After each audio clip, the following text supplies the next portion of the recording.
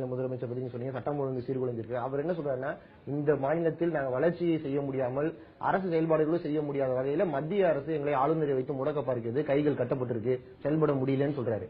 அந்த குற்றச்சாட்டு எப்படி பாக்குறீங்க? அதாவது அவர் இப்ப 2.5 வருஷம் முதலமைச்சராக இருக்கிறார்.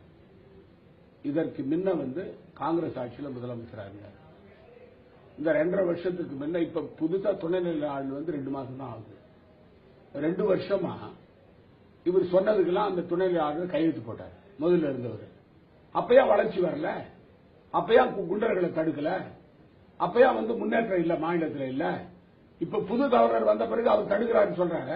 பழைய கவர்னர் இருக்கும்போது மத்திய அரசு என்னுடைய செயல்பாடுகளை தடுக்க முயற்சிக்கிறது. மத்திய அரசு என்ன பண்ண முடியும்? மத்திய அரசு அதாவது துணைநிலை ஆளுநர் அவர் கடமை செய்யறாரு.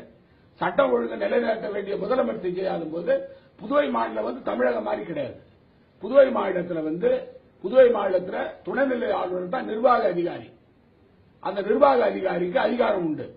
அந்த அதிகாரத்தின் அடிப்படையில் மாநில அரசு செயல்படவில்லை என்று சொன்னால், முதலமைச்சர் செயல்படவில்லை என்று சொன்னால், மக்களுக்கு பாதுகாப்பு கொடுக்க வேண்டிய கடமை பொறுப்பு துணைநிலை ஆளுநருக்கு உண்டு. அதாவது தமிழகத்தோட புதுவை மாநிலத்தை ஒப்பிடாதீங்க. இறுதியாக உங்ககிட்ட ஒரு கேள்வி, அதாவது இந்த கேள்வியை கேட்காம நம்ம பேட்டி நிறைவு செய்ய முடியாது.